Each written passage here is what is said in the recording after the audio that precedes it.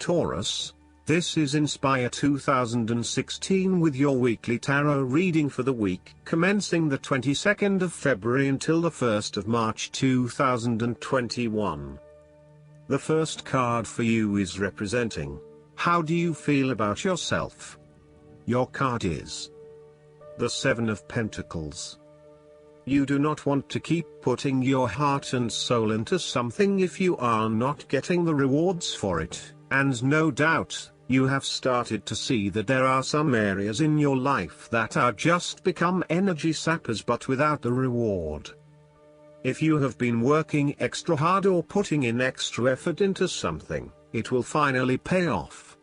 Your effort will definitely be worth it and you will see the results and rewards for your labor. You may have been working on something quite challenging and important for the last few months, and this is likely to come to a culmination.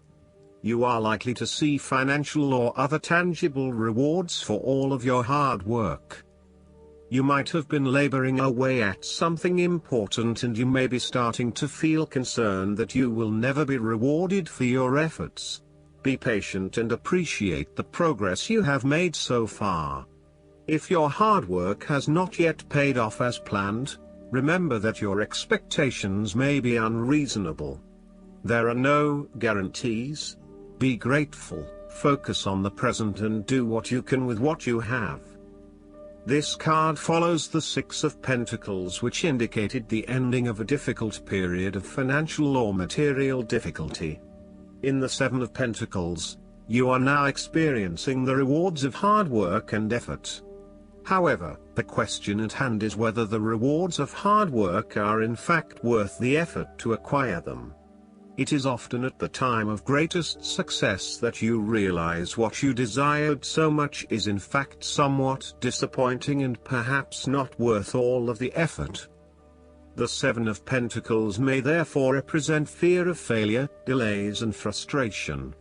However, the positive side to it is that you are more likely to be learning from these setbacks and evaluating how you can better invest your time to create the most value. In order to avoid feelings of frustration, ensure that you review your progress to date at regular intervals, particularly when engaged in long-term or enduring work, so that you can review what is working well and what is not and where you can make adjustments.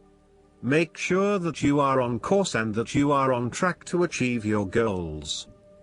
The second card for you is representing, what do you want most right now? Your card is the Six of Swords. What do you want most right now is to make a regretful transition, as a likely result of the decisions you make. You know that in order to move forward, you must leave something important behind. And while you do this with some regret, you know that in the long term it is the best option for you. There are times when you will be forced to let go of something to which you have been attached, and the process of letting go is often quite challenging.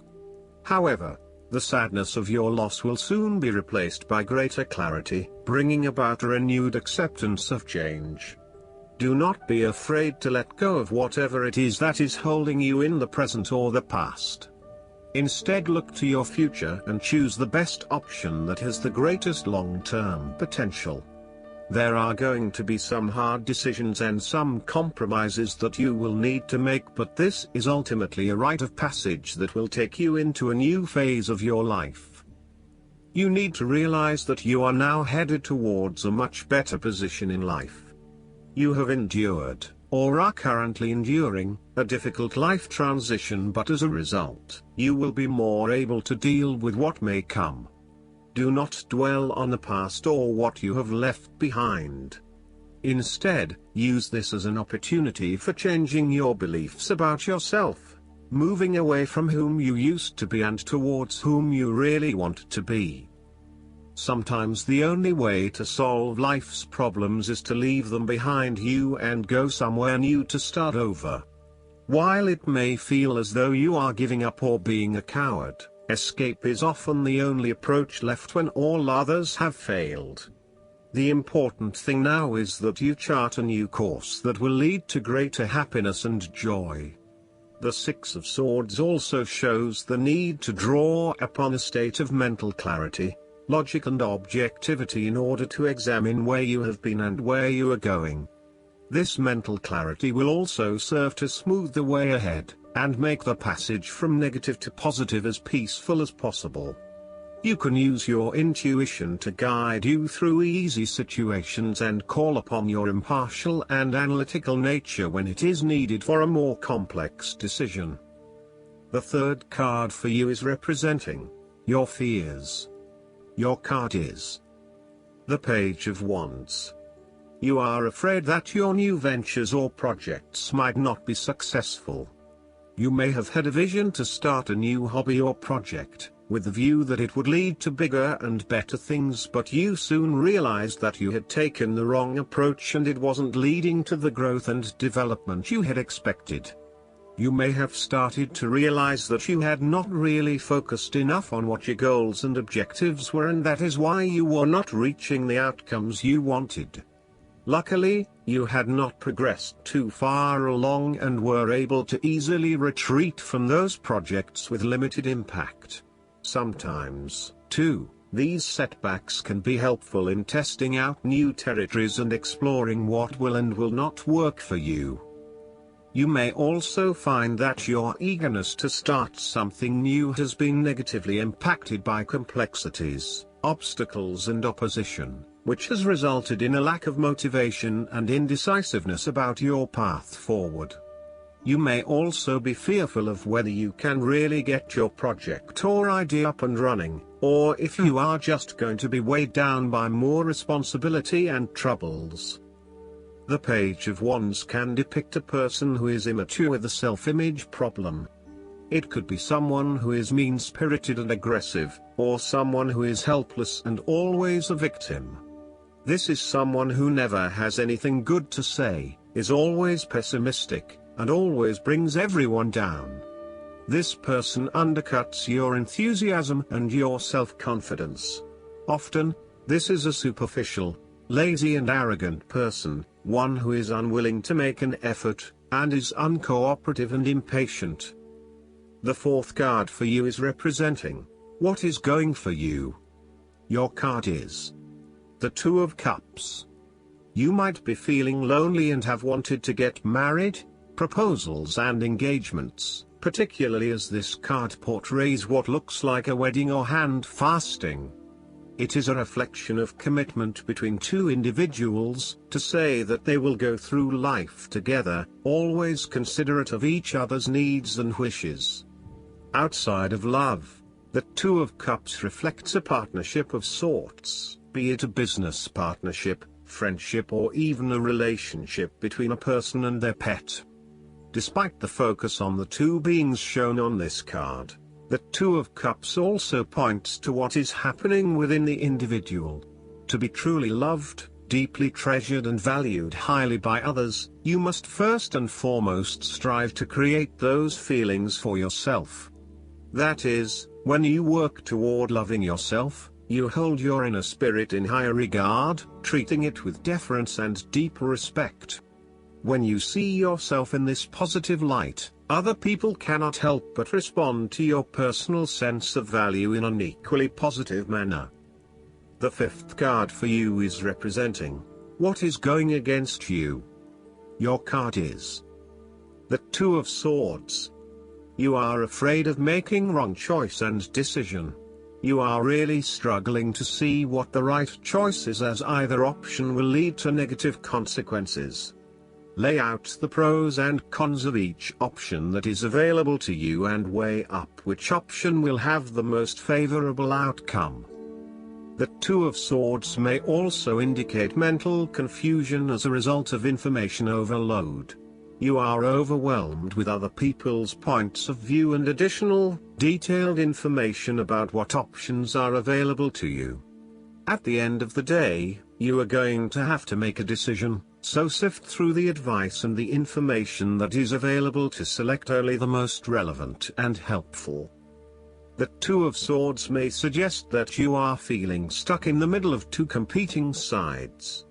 You may be trying to play the peacemaker role, but in doing this you are just confusing yourself and creating more tension.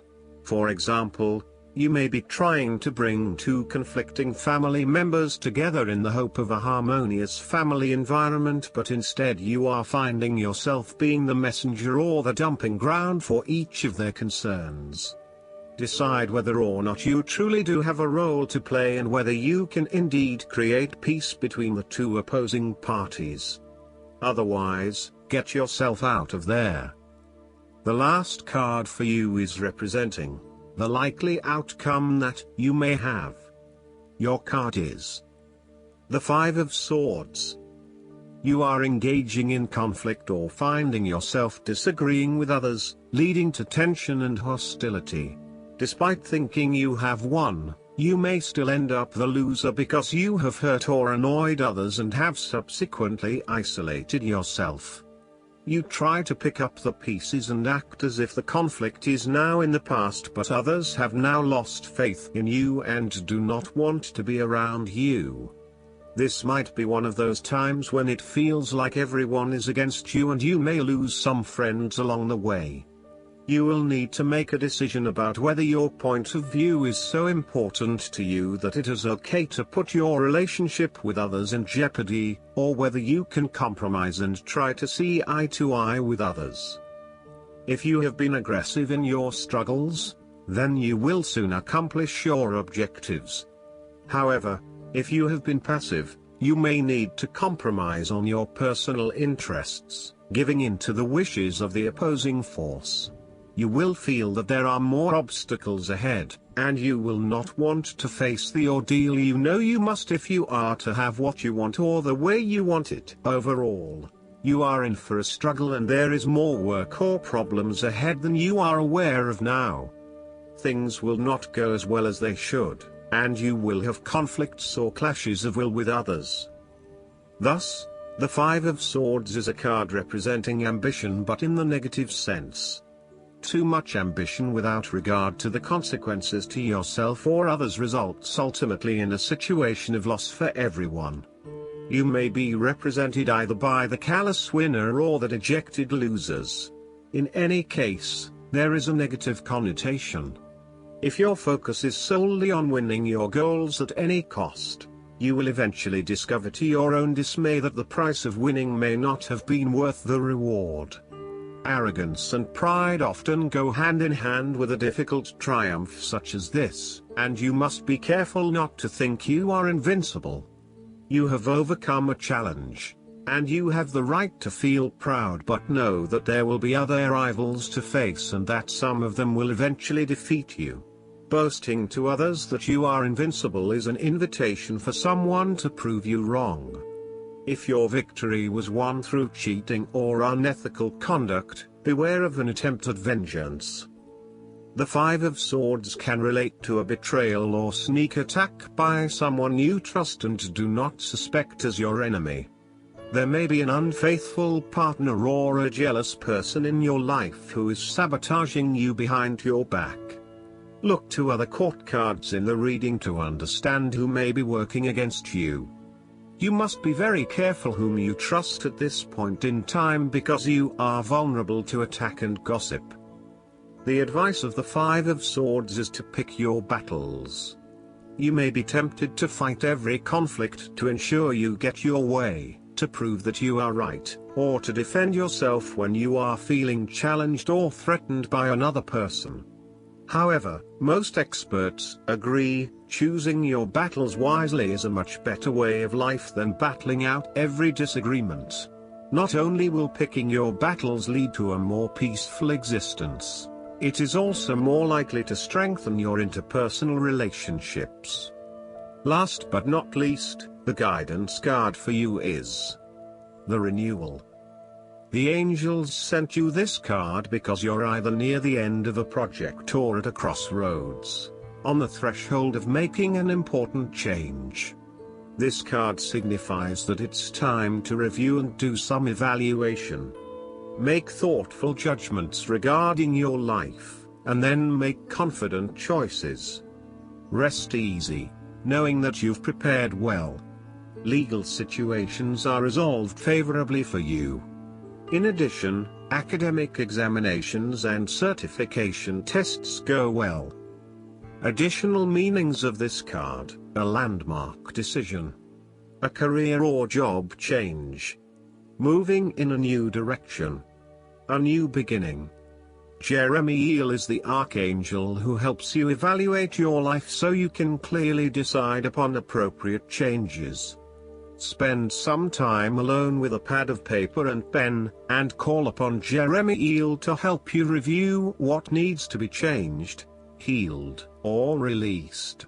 I hope that you enjoy everything, and if you like the reading, just please click subscribe and you will get instant notifications every time we publish a new video right to your YouTube. Thanks.